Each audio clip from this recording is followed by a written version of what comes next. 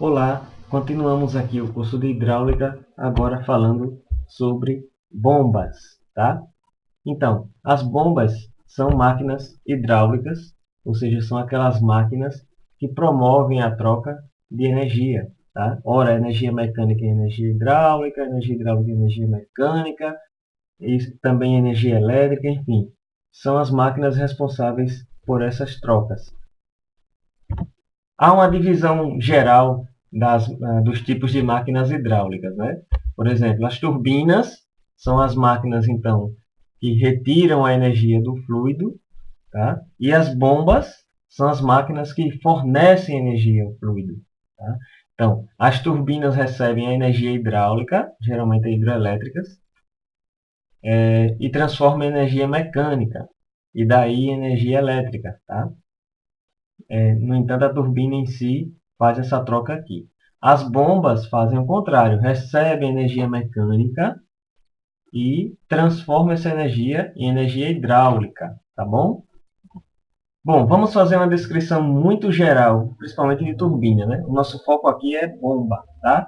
Então, as turbinas, tá? Começando com as turbinas, elas possuem duas peças, duas partes principais. O distribuidor, que regula a vazão e orienta o fluxo da água, e o rotor, que é uma peça dotada de um eixo, como está falando aí, semelhante inclusive ao conceito de rotor das bombas. Tá? E aí, nessas peças, né, a água provoca a rotação, movimentando o eixo, gerando a potência no gerador de energia elétrica. Tá? Então, aquela carga hidráulica na hidroelétrica, onde geralmente no Brasil principalmente, onde nós usamos turbinas, tá? Aquela carga hidráulica que representa energia hidráulica é transformada em energia mecânica no eixo, com essa movimentação do eixo, e depois no gerador isso se transforma em energia elétrica. Tá? A gente tem um esquema bem geral aqui de como é uma usina hidrelétrica. Tá? Então você tem a barragem, está aqui barrando a água que está aqui atrás.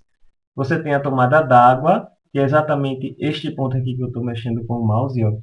Este ponto bem na entrada da água. Tá? Você tem o conduto forçado, aquele conduto sob pressão, que conduz a água até a turbina. Tá? Essa turbina está dentro de uma casa de força, e aí toda a instalação da turbina está aqui dentro, e a água, depois que utilizada, volta para o rio. Tá? É o que a gente chama de uso não consultivo da água, ou seja, eu não retiro água. Eu faço um barramento, conduzo a água, utilizo essa propriedade de energia, conduzo a água até um ponto, depois libero a água. Tá? Se vocês observarem, tem algumas coisas aqui. Tá?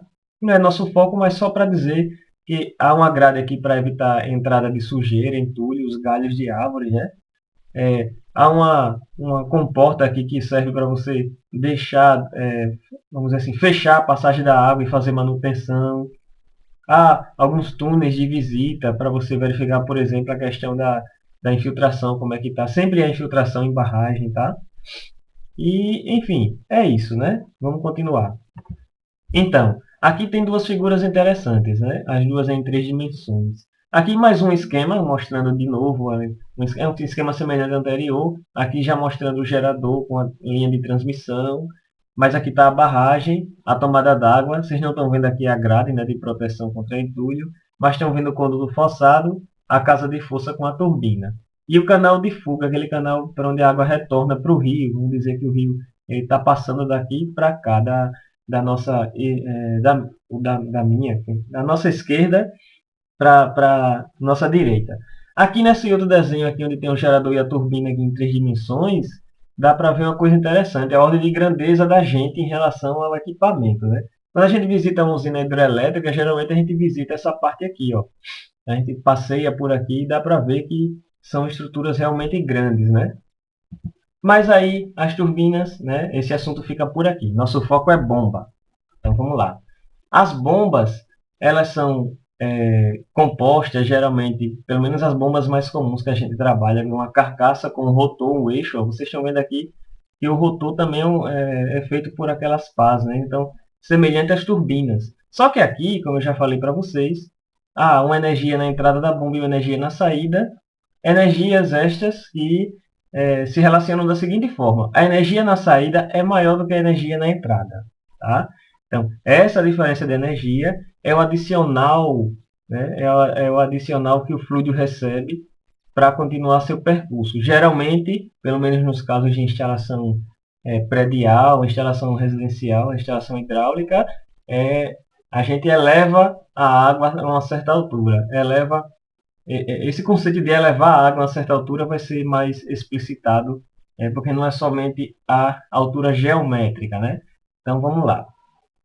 Existe também uma classificação comum nas bombas, assim como há uma classificação nas máquinas hidráulicas. Aí dessa classificação a gente agora está focando em bombas. E nas bombas também há uma classificação, tá? Por exemplo, há bombas volumétricas, que pela mudança no volume, ela adiciona energia ao fluido. Tá? Nosso coração, por exemplo, é um exemplo desse tipo, que se contrai e se expande, fazendo com que o sangue circule, né?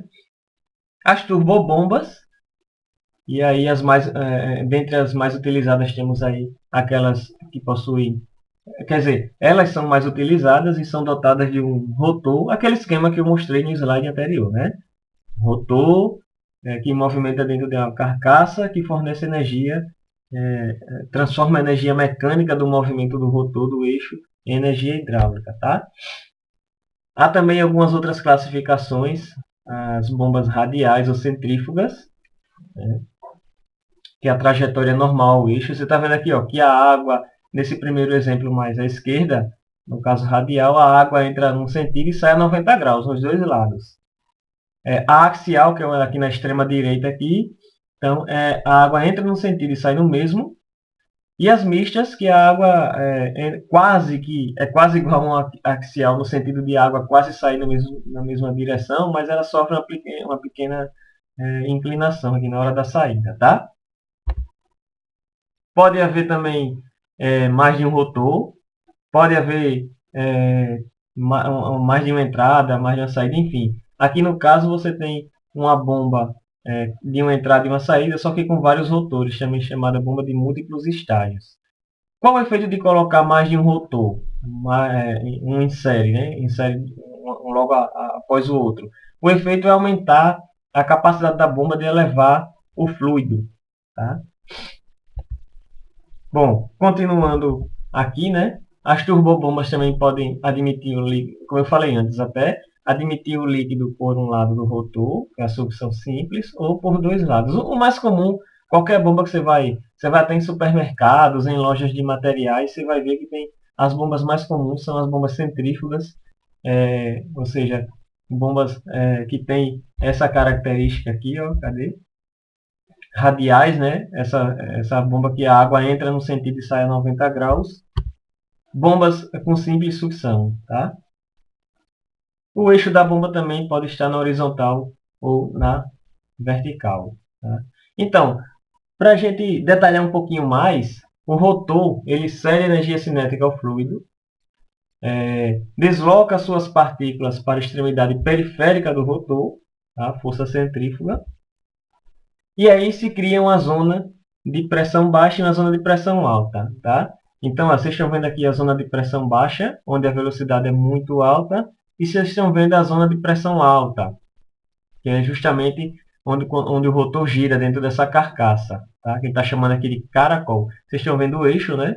Então, a água, ela entra aqui com a velocidade muito alta e a pressão baixa, mas de repente ela é forçada a girar aqui nessa carcaça, tá? Havendo então compressão, né? Compressão das partículas. Aí o que é que acontece? Uma forma da partícula, vamos dizer assim, um escape dessas partículas é justamente para cima, tá?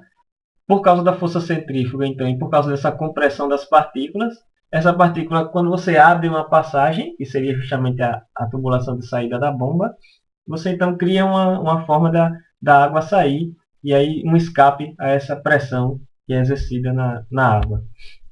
Tá? Então vocês estão vendo aqui, ó, um corte aqui, né? Vocês estão vendo de frente aqui as partes do rotor, então a água gira, então cria essa pressão e aí ela sai aqui por cima, né?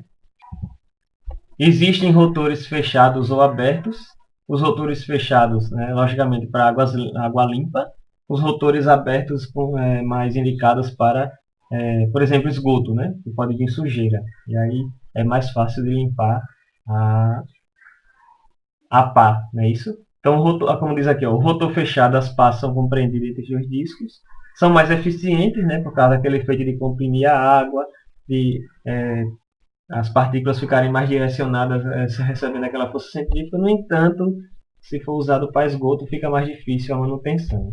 Bom, a gente está vendo aqui o efeito, né, que a bomba faz ao ser adicionada num sistema. Então, lembra da equação de Bernoulli, daqueles termos, né? A carga de pressão, a cota topográfica, a carga cinética. A gente viu em vídeos anteriores de perda de carga que as perdas de carga singulares, por exemplo, aqui você está vendo aqui uma perda na entrada, um degrau, você está vendo aqui uma perda por causa da válvula, você está vendo aqui uma perda de carga singular por causa desta ampliação, tá? E essa redução que produz aqui uma queda também um pouco mais suave do que um degrau, mas produz também, e uma queda, um degrau aqui na entrada desse reservatório, saída de tubulação, né? Pois bem, a bomba é como se fosse uma perda de carga singular às avessas, ou seja, ao invés de você ter um degrau para baixo, você tem um degrau para cima, tá? Na equação de Bernoulli, ela entra então, com a perda de carga entra no lado esquerdo, direito, desculpe, a perda de carga singular ou contínua entra do lado direito da equação de Bernoulli. A bomba, a energia adicionada pela bomba, entra do lado esquerdo da equação de Bernoulli, tá? Bom, vamos ver agora como é então uma estação elevatória típica. Tá? Ela possui alguns elementos, tá? Pelo menos as estações elevatórias mais comuns, como a de um prédio, por exemplo, uma residência, uma casa. Você tem a válvula de pé com crivo, você tem uma redução, você tem um motor, você tem a bomba propriamente dita, você tem a válvula de retenção, tá? Vocês estão vendo todos os elementos, você tem um registro. Tá? Essa tubulação aqui que vai aqui do reservatório inferior, que geralmente é uma cisterna, né? Até a entrada na bomba é chamada tubulação de sucção, então lembre disso, sucção. E essa tubulação aqui, que sai da bomba e vai para o destino da água que a gente quer levar, é a tubulação de recalque, tá? Tubulação de sucção, tubulação de recalque, certo? Vocês estão vendo aqui a superfície livre, né? Vocês estão vendo essa altura aqui, que depois vai ganhar uma outra letra aqui, essa altura do eixo da bomba até a superfície livre. Enfim, são os elementos principais. A válvula de pé, então, impede o retorno do líquido. A bomba não pode trabalhar a seco, que é essa válvula que está aqui, logo após o crivo, aqui embaixo. O crivo evita a entrada de sujeira, basicamente. Então, geralmente, ele vem acompanhado da válvula de pé. A redução excêntrica é para evitar o acúmulo de bolhas. É a melhor forma, isso experimentalmente já foi determinado, de você diminuir o número de bolhas de ar que entra na bomba. Mais tarde a gente vai ver o efeito disso, né? Entrada de bolha de ar. Essa foto que vocês estão vendo aqui no canto inferior direito, na verdade tem uma redução concêntrica. Tá? É comum, na verdade, ter redução concêntrica, mas se você colocar uma excêntrica, como essa aqui, ó, perto aqui da bomba, tá? Vocês estão vendo aqui. Se você colocar uma redução excêntrica, a probabilidade de formar bolha diminui. O motor propriamente dito, a bomba. Então, essas fotos aqui foram tiradas na casa de força do Canal do Sertão, tá, gente? Aqui em Alagoas. A válvula de retenção, tá? Então, não pode haver um retorno brusco da água. Se a bomba parar, a água não pode retornar e danificar a bomba. Então, a válvula de retenção tem essa função. A água vai, mas a água não volta, por causa dessa portinhola que vocês estão vendo aqui. Essas peças, inclusive, a gente já viu nos vídeos de perda de carga singular. Tá? A válvula o registro, logo após a válvula de retenção, visando a manutenção e o controle da vazão. O mais usado é a válvula de gaveta, que vocês também já viram na aula de perda de carga singular. Mas nesse sistema vocês podem rever aqui, ó. Tá vendo aqui a foto daquele local que eu falei, a casa de força. Essa bomba é uma bomba menor lá na casa de força. Ela serve para escorva, ou seja, para retirada do ar, o preenchimento de água das bombas maiores. Está aqui o sistema todo. Agora olha que interessante, né? Porque aqui tem a tubulação de sucção, como eu falei antes, que é aquela que chega até a bomba. E vocês têm, desculpem, vocês têm a tubulação de recalque. Eu falei que aquele conceito de elevar água não necessariamente é elevação física, geométrica. Vocês estão vendo aqui, por exemplo, que a tubulação de recalque ela não está elevando a água para lugar nenhum. Ela está fazendo essa volta aqui, descendo, ó, e depois vai preencher esses reservatórios aqui, esses poços aqui, ó, que vão ser utilizados pelas bombas maiores. Ainda em questão de nomenclatura, e também isso tem algum efeito nas equações, mas é mais efeito de sinal. Tá? Quando o eixo da bomba está acima do nível da água, no poço de sucção, como é esse caso, por exemplo, aqui, a água estará lá embaixo, aqui nesse poço, vocês estão vendo essa tampa de ferro aqui, ó, tá? Ou aço, não lembro agora, mas quando esse eixo da bomba está acima do poço de sucção, você tem sucção positiva, caso contrário, sucção negativa ou afogada. Eu vou voltar naquela figurinha aqui, essa. O eixo da bomba está acima do reservatório aqui, ó, da água, tá? Outra coisa, o nome afogada, a bomba afogada, não significa que ela está submersa, não. Ela não está na água. Bomba afogada significa que o nível da água estaria acima do eixo da bomba. É como se essa bomba tivesse num local aqui, do lado, só que abaixo do nível da água. Num local seco mesmo, sem presença de água, mas ela estando abaixo do nível da água. Isso se chama bomba afogada. Se eu colocar, e existem bombas que você pode fazer isso dentro d'água, isso se chama bomba submersa, tá? Então, é isso. Vamos lá, continuando aqui. Nós acabamos então a videoaula 14 e vamos continuar no próximo vídeo com os parâmetros hidráulicos mais utilizados para cálculos de bombas. Obrigado e até